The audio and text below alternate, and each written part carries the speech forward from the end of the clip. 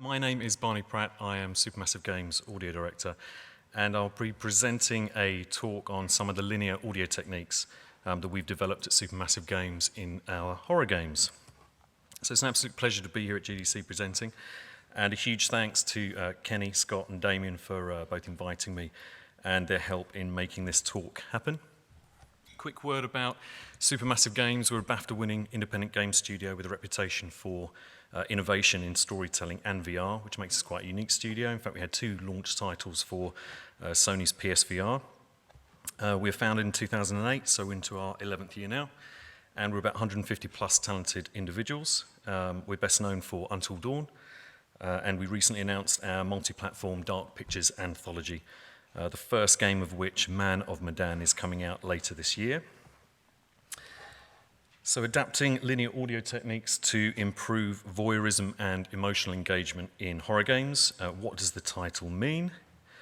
Well, as I said, we've adapted numerous linear film audio techniques into our games, and vice versa. We've adapted numerous audio techniques more common to open world procedural kind of FPS style games into our more linear realm. And in our narrative games, we want to offer an audio experience that appeals to cinema goers as much as gamers alike, something that sounds as good for the person sitting next to the player as for the player. And we've adapted these systems now over numerous games and even 2 different game engines. So we think we've reached a strong point with these techniques where the audio experience really helps to improve the player's emotional engagement and sense of voyeurism. What do I mean by voyeurism? There are 2 clearly defined types of voyeurism employed by some of the classic horror directors. The first is direct voyeurism, watching from the killer's perspective when the camera's inside the killer's head. This is where voyeurism is a central theme. And we do this sometimes, of course, but it's kind of a patchy element, and we only do this when needed. But it's the second type of voyeurism, and the one I'll mention a number of times in this talk, which is a more continuous sense of voyeurism, how working with the director of photography and the art director, we can improve the player's sense of being an observer of the action, unseen, but in the scene. So this is a strong cinematic tool to improve viewer engagement, heralded by the likes of Hitchcock and David Lynch. And there's a great quote from a website, scene360.com, movies work as meta texts because they directly appeal to our inherent voyeuristic nature as humans. Watching other people's lives unseen is a privilege the cinema affords. And I think this is especially true for narrative-driven games that we make as well. And we discovered very early on in Until Dawn that we can do a lot with audio to further enhance those voyeuristic intentions of the cinematography. Which in turn improves the emotional engagement for the players. They go hand in hand. The specific techniques I'll talk about today are character foley. We have various systems to make the characters more believable, both procedural and linear. We believe engaging characters are absolutely crucial to an engaging narrative, and that really good, nuanced character sound can improve the believability and intimacy with the characters when you need it. I'm going to talk about attenuations, how we categorize each sound type to have a specific attenuation shape, improving the sense of being in the scene for the player, and again, a sense of intimacy with the characters when you are close up. I'll talk about the dialogue mix, how we rewrote the panning behavior for dialogue and foley to fit the film viewer and gamer expectations alike, further improving engagement. And I'll look at music finally, how our approach joins together both linear film and interactive game techniques to offer an uncompromisingly kind of narrative-matched experience for the player. And I hope this talk offers some insight into our techniques, and absolutely invite any opinions and feedback on these. Of course, it's not just me doing the work at Supermassive. We have a great audio team, so massive credit to the whole team and to Jason Graves, our composer, on these key projects that I'll talk about. So I'll be using 2 of our games to help illustrate these systems. Man of Medan is our latest game, due for release later this year. And Until Dawn, not only a project we're really proud of, but it's also served as a game where a lot of these techniques originated.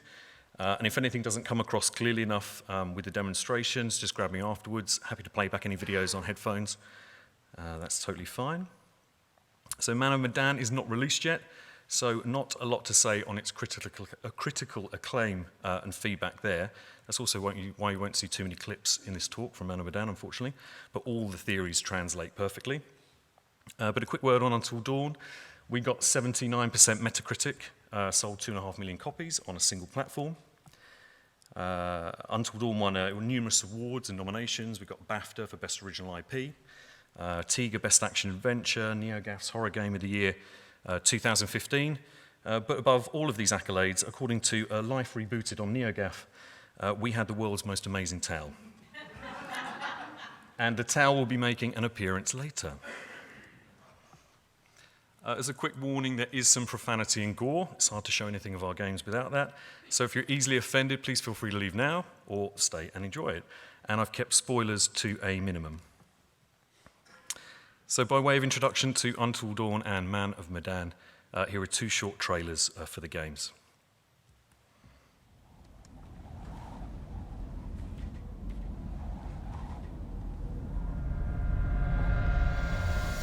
First off, I gotta say, I am super excited to welcome all my pals back to the annual Blackwood Winter Getaway.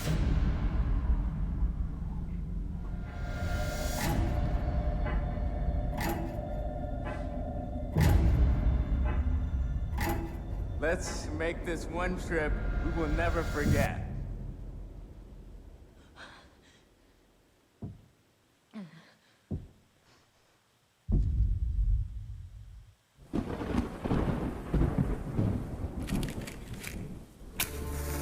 You are about to embark on a troublesome journey, a stormy sea. And at times you may find it difficult to know the right thing to do.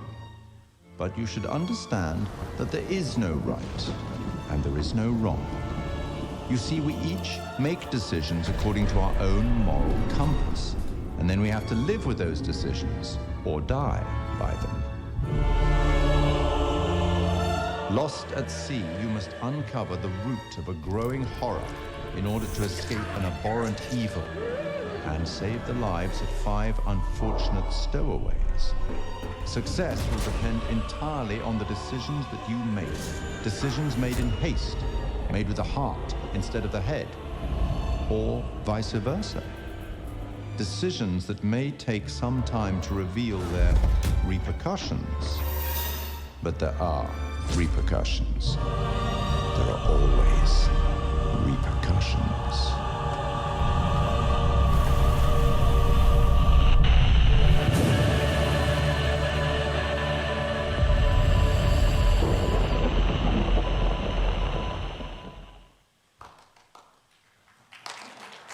Sounds good. Biblical. So what is it about the game design that led us to be able to develop and adapt these new techniques? Both projects are third-person, supernatural, psychological horror. The strongest design pillar, as I said before, was play your film. It was to make the experience as good for the viewer as it was for the player, and we were aiming for filmic immersion throughout. That's kind of the key phrase. But most importantly, both the games had a branching narrative design. Although significantly with our titles, all the characters can either die or survive, depending on the choices the player makes. You can imagine that's a huge variety of variations in the outcomes. So it's this branching narrative design that both enabled and challenged us to leverage the various film audio techniques that I'll speak about today, all with the aim of achieving a greater subtle emotional engagement in the interactive experience of the games. What do I mean by branching narrative? I'm sure this setup is quite familiar to most people here. It's a quick overview of a logic tree showing what I will call linear sections, which are essentially short linear sequences. They're all in-game sequences. They're not FMVs or cutscenes. These sections held the key to enabling the film-style linear techniques. And then there were the interactive sections, highlighted here in red. These could be anything from a 2-second combat choice or quick time event to an infinite length exploration section. So offering the challenge to adapt the interactive game audio techniques to seamlessly join the linear sections together. A closer look at what is contained in a single linear node. These contain dialogue events, procedural Foley events, and spot effects, which are triggered from the exact frames within the sequence. We add an additional layer of linear Foley per character, which I'll talk about later. And this is recorded to picture, identical to film technique, so no adaptation, at least within the linear for the Foley there. There's a music and sound design layers, often starting before and continuing beyond the length of the sequence. And atmospheres in-game would play continuously throughout all game sections, linear or interactive, unaffected by the sequence or game state. Closer look at the interactive sections. The key difference between these and the linear sections is that they are of an indeterminate length, so the lengths are under player control. For this reason, we would not be able to add the linear Foley layer, for example, so we'd fall back on the procedural Foley systems. Again, I'll discuss these later. With QuickTime events and combat, we'd obviously add a layer of user interface sound effects, but identical to the linear sections, Atmos and music would run independently of the game and just smooth over all those cracks in the design. Looking back at the flow diagram example, we realized very early that smoothing those transitions between the linear and the interactive sections was going to be crucial in maintaining the immersion and therefore engagement of the player. And actually, this was a key learning for us, so absolutely crucial that we did this correctly. How did we do that? We allowed as much audio as possible to keep playing across the joins so as not to signal the gameplay transitions. Since they were in-game sequences rather than out-of-game cutscenes, this was actually pretty easy. All atmospheres, impulse responses, dialogue leveling, and overall mix were unchanged between the linear and the interactive sections. And when it came to music, we would make sure never to change the music, for example, at the start or end of a sequence. And there was various other tricks which I'll come to later. So the first audio area I'll look at today is Foley and how we helped create believable characters. I'm a true believer in the importance of Foley to really bed the characters in reality. It lifts them out the uncanny valley and to connect them with their environment. The connection between believable characters and voyeurism is the ability to create that kind of uncomfortable intimacy between the character and the player when the camera is close up on the characters. The games have a lot of mocap and IK, which stands for inverse kinematics, both of which offer the challenge of full ranging human movement to cover with audio systems. So firstly, we'd have a good procedural footstep system, ray casting for surface types, and velocity sensitive for volume. We have good knee and elbow bone pass triggering systems for cloth Foley, again, velocity sensitive. And a final layer of subtlety, which you'll only hear during the close-up interactions, was IK sleeve cloth system triggered by angular velocity of the character wrist emitters. Each character variation, of course, would have its own set of samples, from a sweat top that you can see there to leather jackets creaking, or the instantly recognizable sound of jeans brushing against each other in a walk cycle. Now, these worked really well for the interactive sections, but we wanted an additional layer of subtlety to achieve that filmic goal of intimate voyeurism. And it was the linear sections, of course, that gave us this opportunity. So for the linear section shown here, once again, we copied exactly the film technique of full sequence length acted Foley and simply added that additional layer of subtle Foley to the respective characters in all linear sections. We found that this additional content really helped bed the characters in reality, added a level of detail that our procedural systems couldn't replicate. And they would include things like hand pats, body falls, body drags, punches, body-on-body scuffle Foley, anything that the procedural system simply couldn't cover as well as acted Foley could. A good example of this is the psychiatrist chair Foley in Until Dawn. This is something we just couldn't replicate easily in a procedural system. For the psychiatrist, we had an opportunity to not only add believability to his character, but improve the sound of his contact with the environment. But specifically, the chair could be used to enhance the storytelling of the scene and actually help indicate his mood and thought processes, from subtle, slow leans and creaks indicating curiosity, as he became to short, sharp, loud adjustments as he became more insistent and aggressive. So here's a short clip of the psychiatrist Dr. Hill and his chair.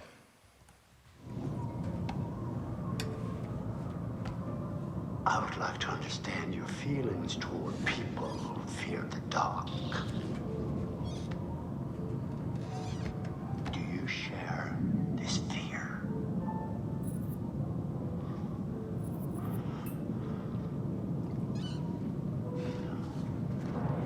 How do you feel about people who are afraid?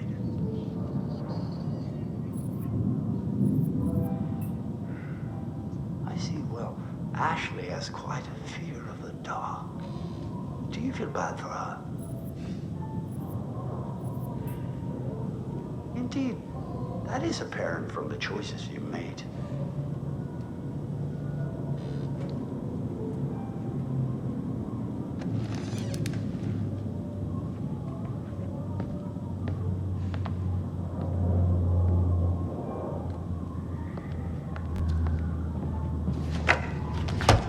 And now, let us investigate your feelings toward other people in greater depth. What you value, what you respect in yourself and others. Which would you say was most important in a person, loyalty or honesty?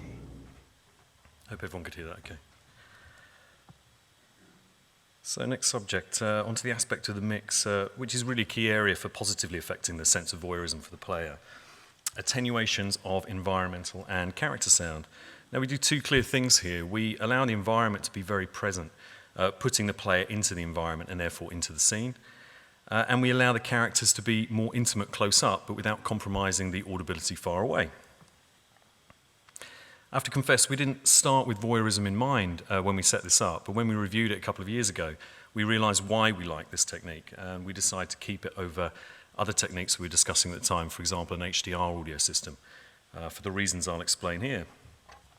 So looking at a simple example from Until Dawn, I've transposed this example onto a mock-up of the attenuation editor displayed horizontally, with the ear representing the listener and camera position.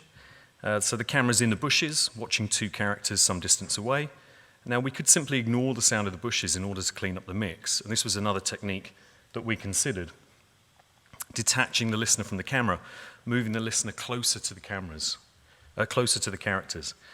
This would have potentially led to a more filmic mix with more of a focus pull on the character audio, but we felt this simultaneously reduced the sense of the environment and voyeurism too much to give up on the current technique.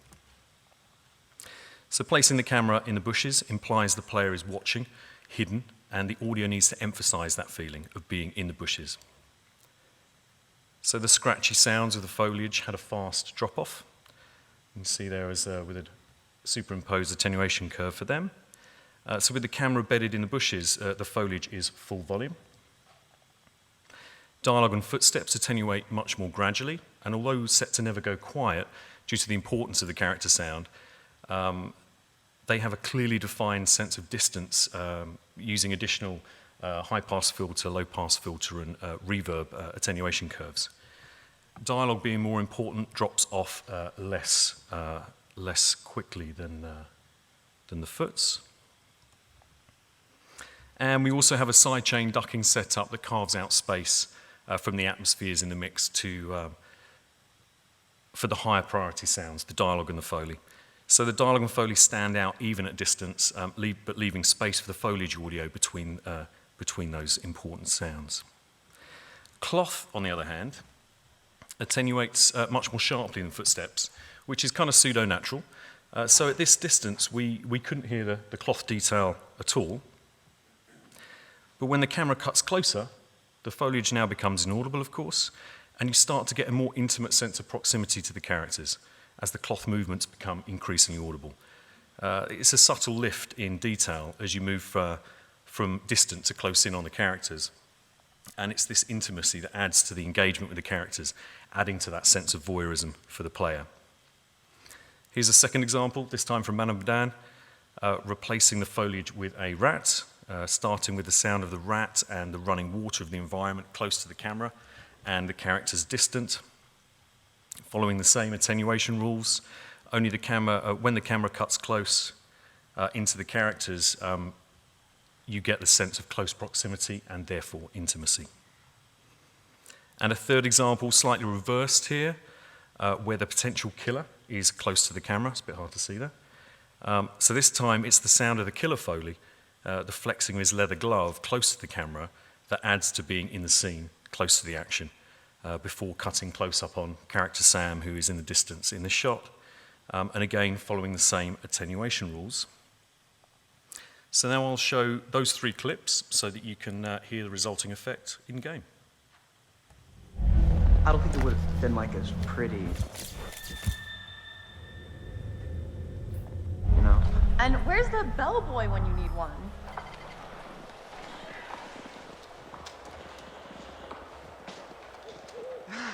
Getting chills. We're almost there. No, I mean getting kind of creeped out. Oh, yeah. It's gonna be weird seeing everyone up here again. Definitely not gonna feel like a regular. I mean, what do you think? Jesus!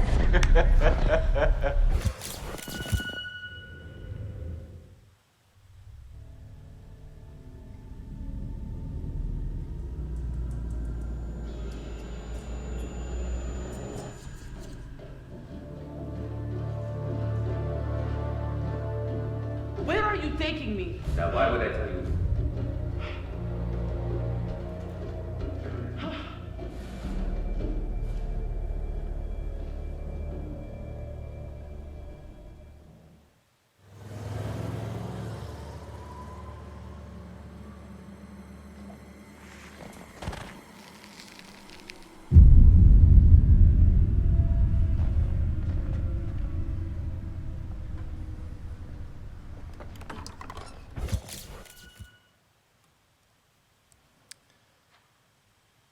So now let's take a look at the dialogue mix and how this improved player immersion. When we came to the dialogue panning, we had a challenge. The cameras were cinematic third person with lots of camera cuts. They were often cutting in the middle of lines. And our initial approach of full surround panning dialogue led to harsh jumps in the attenuation and panning. Cinematic cameras are chosen to evoke an emotional response and add to that sense of voyeurism, but we found that if we constrained the dialogue to the center speaker, which is the film surround mix convention, and was an option to us here, this actually detracted from the immersion for the player, flattening the audio experience, so that wasn't desirable. This gave us some challenges. Looking at the options we saw in front of us, option 1 with dialogue through the center speaker only. It was a safe option, but the result was passive and didn't add to the player engagement. Option 2, full surround panning dialogue. This offered full understanding of character position and therefore improved immersion. But of course, it suffered those really jarring panning camera cuts. And the jumps were so harsh, in fact, that they literally broke the immersion for the player, forcing the player out of the experience. Clearly not good. So what did we do? Well, we rewrote the panning behavior, as I said before, for character audio for dialogues and Foley. And we found a sweet spot between the 2 options, which allowed panning, but only by half of what it should have been. And we called it the 50% center-biased panning. Not the catchiest name, but we're running with that. How did it work? Well, with all character sound constrained to the LCR, left, center, right, we would take the character position relative to the listener and play the sound back from a newly calculated position that was only half the side panning, thus biasing the center speaker, but without constraining exactly to it. For example, as shown here, if a character was off-screen right, rather than their dialogue and Foley panning 100% right as well, they would play from 50% pan right. And if the character emitter is 50% right pan on the edge of the screen, it would be heard from 25% right pan. If the emitter is dead center, of course, it would be heard from dead center. And as you can see, it's an elastic value proportionate to the in-game position of the emitter, and always playing the majority from the center speaker when the character emitter is on screen. So we've got a lot of clarity in the dialogues and Foley. We actually did this for all character sound, for Foley, footsteps, props, body falls, and of course, dialogue. This not only removed the audio jumps on the camera cuts, but it improved the engagement compared to the center-only option, bringing life to the mix, and therefore added to that sense of being in the scene for the player. So I've got 3 short clips recorded from Until Dawn. These are identical sections of gameplay, but each with the different dialogue panning behaviors that I've just described. Clip 1 has option 1, center channel only. Clip 2 has option 2, full LCR panning. And clip 3 has the solution with a 50% center bias panning. Clearly, there's an inherent risk with showing these clips for comparison in a large room. So if this doesn't come across at all, just give me a shout afterwards. I'm happy to play them back to you. How can we help you? It's moving again. What's it spelling? It's moving fast. Warning. Shit. Oh my god. Warning? I think we really need to find out who's trying to communicate with us. Oh god. This is messed up. Josh? Are you Fine. sure? Because we can stop. No. Dude, it's cool. I want to hear what it says. I don't know where to start. How can we help you? It's moving again. What's it spelling? It's moving fast. Warning. Shit. Oh my god. Warning? I think we really need to find out who's trying to communicate with us. Oh god. This is messed up. Josh? Fine. Are you sure? Because we can stop. No. Dude, it's cool. I want to hear what it says. I don't know where to start. How can we help you? It's moving again. What's it spelling? It's moving fast. Warning. Shit. Oh my god. Warning? I think we really need to find out who's trying to communicate with us. Oh god. This is messed up. Josh? Fine. Are you sure? Because we can stop. No. Dude, it's cool. I want to hear what it says. I don't know where to start. I hope that came across okay. Quick word on early audio involvement, actually in the storyboard phase. I'm probably preaching to the converted here, but the exec knew audio would be as important as other disciplines. So we managed to get in really early on Until Dawn. And this process helped solidify the audio direction and set the expectations with the exec. But it also helped us discover the challenges and the opportunities for the project ahead of us. And this really helped unify the final experience. So before there was even a script for the game, we grabbed a bunch of storyboard stills, threw them at iMovie, and guessed the timings. So we were able to create a linear track lay for music and sound design. So here's a short clip. This is the first ever previs of Until Dawn, give you a sense of where we've come from. I think it was about 8 years ago now. So the first half is the storyboard stills, and then I've tagged onto that the same section, but as final gameplay, so you can compare the two.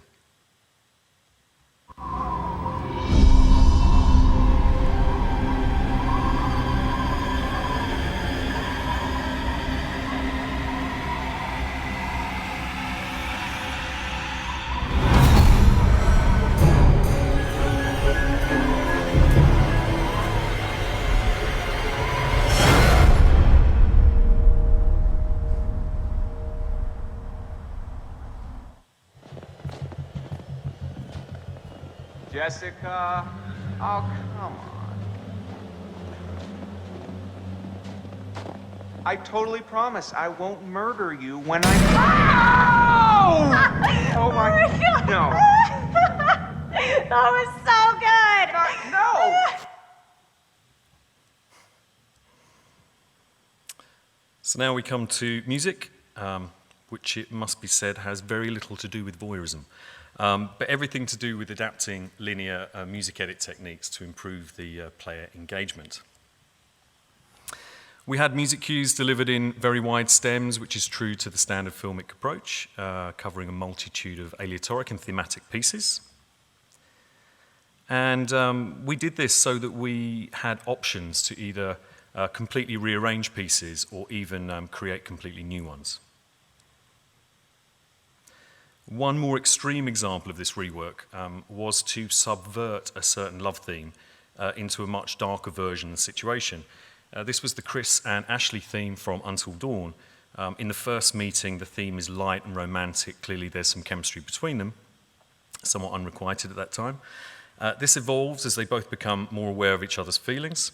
And later we find them in a torture chamber, of course, where by mixing the theme with other aleatoric elements, we were able to subvert that theme and allow it to evolve into a much darker and more tragic piece.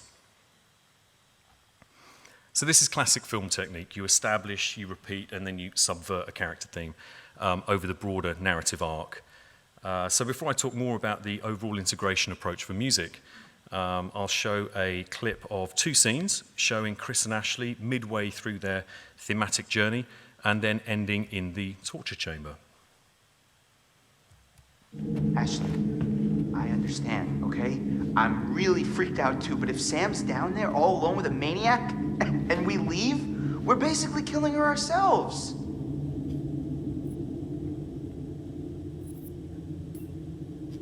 I know. I don't think I can do it.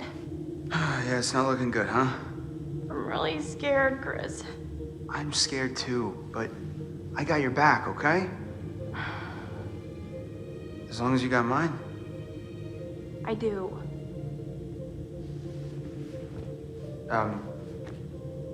Yeah, so let's get this over with, I guess. Okay. You monster! We're gonna die, Chris. I don't think I'm ready to die. No one is going to die. I wish I could tell you. It's just not fair. What? Tell me what?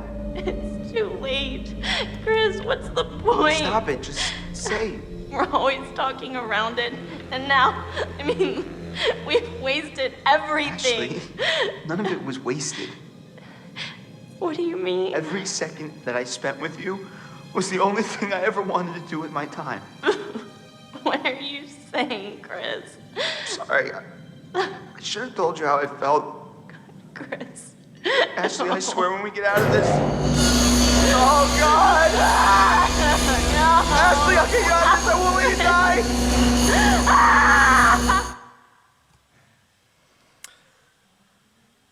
No spoilers. So how do we approach the music integration to improve player engagement? Well, we knew we wanted to avoid randomization and repetition. So we needed to avoid a kind of classic interactive music system, stems and states, approach, combat, stealth, exploration, etc. This just wouldn't enable us to get to that filmic level of variation and emotional nuance with the music. So for the linear sections of the game design, we decided to go with an exact linear music edit approach, cutting to picture, play blasts of the sequences. And this enabled us to have complete control, to hit every beat, every emotional nuance for every linear sequence, while changing the music over the broader narrative arc. So we'll take a look at a small section of Until Dawn's game flow to illustrate some of the approaches. It's part of the basement chase section in which Sam is being chased by the Psycho. After I've looked at it in a bit more detail, I'll show this section captured from game. So first here, I've highlighted the linear sections where we edited unique music cues. It's 15 sequences in total, so this would have been 15 bespoke linear music cues. And worth mentioning here that the section is maximum 45 seconds in length. So that gives some idea of the scale of the work to achieve these nuances. And now the interactive sections highlighted in red. As we see the various paths available to the player, it becomes clear that in order to leverage fully the opportunities offered by the linear sections, each music cue needs to not only transition from one to another music cue, but potentially between 3 or 4 other music cues. You have to keep a lot in mind with this process. So the challenge is, of course, seamlessly gelling the music transitions over the game transitions, highlighted here in yellow. And this is where we adapted those standard linear edit techniques to seamlessly handle these transitions, thus maintaining the player immersion. Of course, we draw on all the interactive music techniques to make this happen. Transitions would include the standard musical transition types, especially when dealing with thematic phrases, such as on the beat bar or custom cue points. We use WYs, so we're using their functionality. Or we would edit bespoke transition segments, of course. But when we need a frame-accurate transition, for example, a jump scare or stinger, something we do is to remove all the rhythmic or tempo signifying elements from that cue, just for that short time that it's preempting that frame-accurate music transition. And then you can transition instantly and safely without interrupting an existing rhythm and therefore maintaining immersion. I should add these are only the broad rules, and in truth each music transition would need a lot of individual attention. So it's a bit of a challenge. And where we needed to, we would add stems and states integration. There's always an exception to the rule. But we would only do this for short sections and where the game was so fragmented that we couldn't maintain the musicality of the cue via the linear techniques while messaging the highs and lows of that section. Another trick that we use is to force the player to walk into their own fear. We're nice at Supermassive. We do this by changing the volume of an additional music stem overlay. Often it's like a held cluster, kind of a constant tone, potentially atone or aleatoric element within the music. And this element is 2D, non-diegetic, same as the rest of the music, but the volume of that stem is controlled by the position of the player relative to an emitter placed in the world, controlled by a simple RTPC, distance to emitter in Ys. Now, this is a key technique. We don't use it too often, but when we combine the player's need to progress the game, they're forced to walk into this location, therefore walking into their own fear. So now I'll play 2 clips showing just 2 of the many available paths through that exact logic flow. I've chosen 2 very different paths to help illustrate the processes that we went through with the music. And of course, keep an eye out for the world's most amazing towel. It does make an appearance here. Thank you, Life Rebooted on NeoGAF.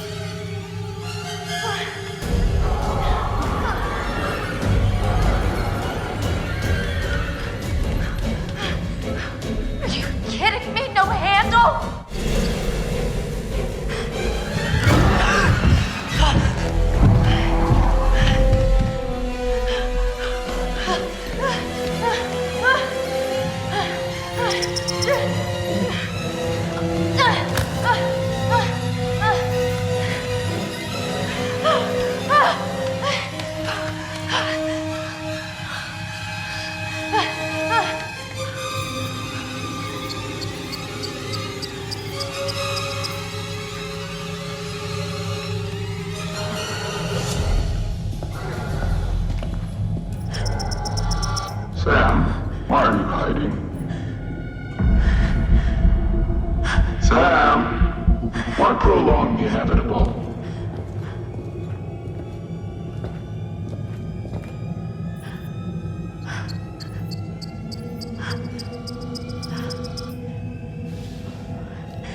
Why kid yourself into thinking you can get away? Don't you know I can smell you, Sam? I can smell your fear.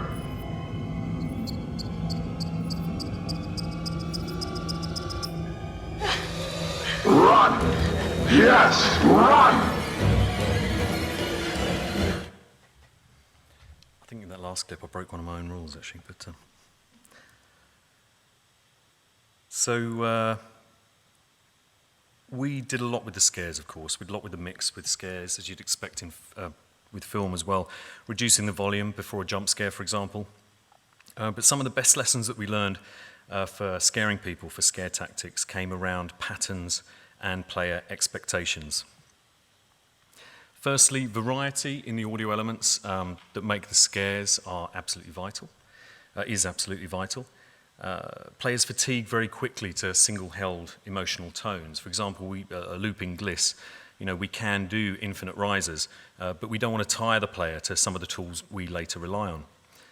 Even short, sharp stings we found couldn't be reused, as they all have an emotional core fitting only that exact moment. So in that way, we wanted to avoid repetition because players soon learn a pattern. In fact, players, we think, look for patterns much more than viewers of a film because it can help them succeed in the gameplay. They want to get inside the heads of the designers. So interestingly, though, once you've established a pattern, as with a theme, you can subvert it. You can play with the player's expectations and create confusion and uncertainty. Looking at a simple scare pattern, for example, a long orchestral rising cluster to a percussive sting, you can do this twice to establish that pattern. But then on the third time, you can have a gliss riser without the sting and literally leave the player hanging. This really helps build suspense. Or play with the pattern even more, have a pause between the riser and the sting.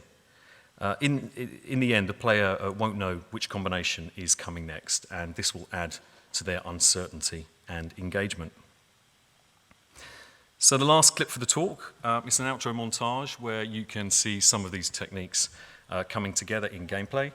And this includes clip 1, a riser to a sting, clip 2, a riser to nothing, and clip 3 is just a sting, no riser, followed by some other examples where you can hear all of these processes gelling in the game.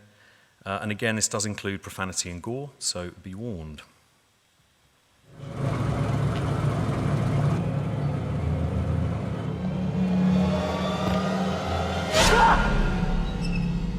Wait, those are Sam. Yeah, those are Sam's clothes. It's just... Sick. I'd say this is just sick. So the psycho has been down here, for sure.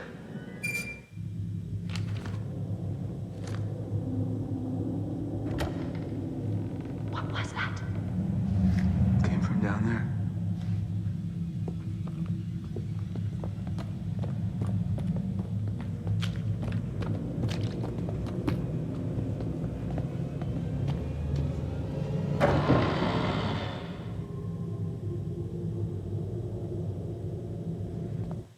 Why would he set this all up, Chris?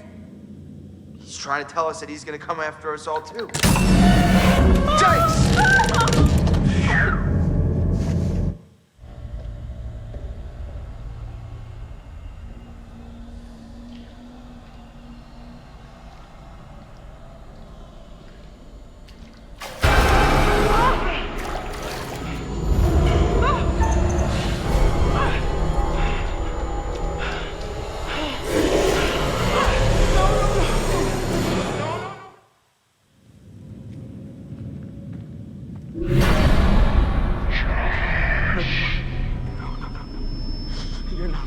You're all alone down there.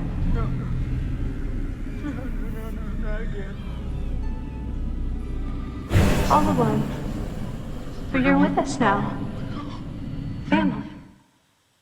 Whoa. Is this what he was feeding them?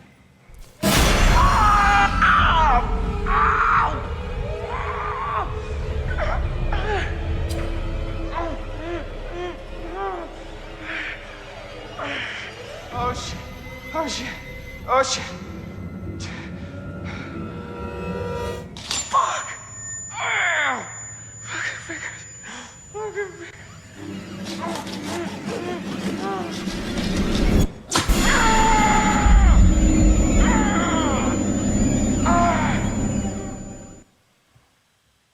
It's kind of an average day at Supermassive Games. So in summary, the more detailed the characters sound, the more intimate and engaging your characters. Attenuations can help both voyeurism and intimacy, helping player engagement. We try to hit every emotional nuance and avoid repetition. That detail will improve player engagement immensely. And subverting your own patterns and techniques will keep the player guessing. But most of all, have the world's most amazing tale. No. Most of all, we work with the cinematics to do everything we can to create the most unified and engaging experience for the player. That's all from me. Thanks for listening.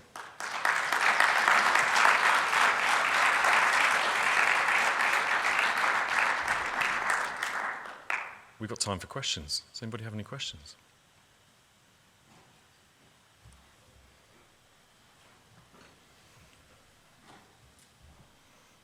Hi there. Thanks very much for the talk. Cool. I was interested, you mentioned sort of the panning snapping, how Yeah. you found a compromise for that. Did you run into any reverb issues, say, when switching from a close perspective to a broader perspective? Not really. We didn't do anything with the reverbs. It never gave us any issues. It could be because of maybe we weren't going from too far to too close, maybe. Or maybe it's because there's essentially a soft dead spot on the transition as the reverb then kicks in. So no, it didn't give us any issues, which is good, but that's a fair point. Cool, thank you. Yeah. Hey. Hi. For Foley systems, let's say a footstep for a particular character, was it one event, like not all the different parts, but just let's say footsteps? Yeah. Did you get away with one event and you were able to tweak the attenuation the way you want and it was good, or was it sort of per scene and different for cinematics, etc.? No, one event. And interestingly, so we'd use the same, in the exploration sections, there'd be a completely different triggering system than in the sequences. But we'd use exactly the same event with exactly the same sound and attenuation to just literally gloss over any junction points. Okay. Absolutely crucial for that, yeah. Cool. And a quick follow-up, were the camera shots and any transitions, was that locked pretty early, or did that change a lot, and then did that affect your workflow? That's probably one of the best points. I should have addressed it here, is the kind of the issue with this system, with the linear system. Yeah, it gets the better emotional nuance, but it does mean that you chase change late, rather than going for the, much more, much easier late on approach of getting those systems working early. They can adapt as the game changes. So yeah, that's the big compromise. Right on. It's a compromise we're prepared to make. I asked because I've been there, and so I was just wondering what you're... And you don't want to go there again? Yes. No, I don't blame you. Might have to, but yes. I'm in the middle of it right now on Man of Medan, yeah. I know. Best of luck to you, sir. Thank you. That's a very good point. Hey. Hi, thank you. That was great. Cool. I was just thinking about some of the music segments, how you pointed out that there are basically a lot of lock-to-picture moments. Were those just because, like you just mentioned, how a lot of those linear segments come together later, were those edited together by your team using the music that Jason Graves had written, or was it, did he actually have the opportunity to write music to like the strict timings in some cases? For the most part, we would do the edits in-house. But we built a lot of trust with him over time. We would send back some of the early edits, and he'd kind of advise on some tweaks early on, and in the end we were just free running. There was a couple of sections, kind of key points, maybe like the final scene of the game, where we'd send that back to Jason for what we were calling micro composition, where he would get close in and either rearrange or add new elements. But for the most part, we were doing all of that in-house. Yeah. I think we ended up with 8.5 hours of bespoke edited cues, I think. And there's kind of, there's some variance within that, but it was essentially 8.5 hours of independent named WAVs. I think that's what they came down to. Yeah. Does that answer your question? Yeah, thank you. Cool. Okay, lovely. Thanks for the talk. I'm just wondering, perhaps a bit off topic, but are there things that you did with capturing performances to allow the actors to react to the cues and create that immersion? All the dialogue is recorded very early in our process. So the immersion in the dialogue and the interactions between the characters comes with our recording process. So we don't, for example, we don't separately label individual WAV files for dialogue. It's all kind of timecode based. It's recorded in group sessions, ensemble sessions, and that's what gives that the immersion. But then we have the freedom then to obviously edit that around the moments to create those, wider beats on certain things or overlap to make it more urgent in other areas. And we've got control over that with the sound effects, with the music later on. So it's a bit of a back-end process rather than the front-end process you're suggesting, I think. Is that cool? All right, lovely. Hi, thanks for the talk. It was really good. And you mentioned in the beginning that a lot of the ambies would be unchanged, Yeah. like, between linear and interactive. So if the team kind of does a shot and the camera and like the listener fall right into like a bush or Yep. something, like maybe an emitter, how would you tweak that, like on a per basis thing, or like did you have basically what did you do whenever that would come up? No, that's a good point. So the question is, how do we keep the level of the ambiences and the ambient spots specifically not intruding on the dialogue, etc. Yeah, it was purely a mixed thing. We would have a sidechain ducking. Ambience is quite low down the priority, so we would use dialogue and Foley to duck ambiences when necessary actively, and you've got to get the fade in and out times right on that to make it invisible. But that was kind of one of the main processes to make that stuff stand out. Oh, cool. Yeah, so it's like a safeguard. It'll never go too far. Yeah, and it will never be too loud unless we really want it to. It will kind of just bed into the environment, never be too intrusive anyway, because it's at that level of priority, really. Cool, thank you. Nice one. Hey, thanks for the talk. Cool. I was curious, you had mentioned like subverting player expectations or going along with patterns and then suddenly breaking those patterns, as well as like stings, things like that. I'm curious, how did you guys determine what was the best point in time to apply those expectations, or if you've been doing a pattern for too long, things like that? Was there a lot of playtesting involved? I mean, obviously there would be the study of like cinematography, but did you guys playtest, see if something worked, and then ultimately went back and changed it because people weren't reacting in the way that you expected? How did you guys figure that kind of out? Yeah, we did. We actually did some biometric testing, and the data that comes out from the biometric stuff isn't as good as watching the player experience in the video. And where there were, for example, if there was a low point on an exploration section, we could do an RTPC kind of riser to point, give it some context like a corner, so you didn't know what was coming to that corner. And of course, there was nothing after that. But it just keeps the player on edge during those sections to kind of add that content and kind of keep them in the game, really. Yeah. So in answer to your question, kind of, yeah, we did play testing. It was kind of on a case by case. We could play ourselves and think, okay, we're overusing it now. You kind of get a feel for it in the end. So it was kind of touchy-feely. It wasn't really, kind of systematic knowledge that we were using too many patterns, really. Got it. Thank you. Cool. Thanks. Thanks very much.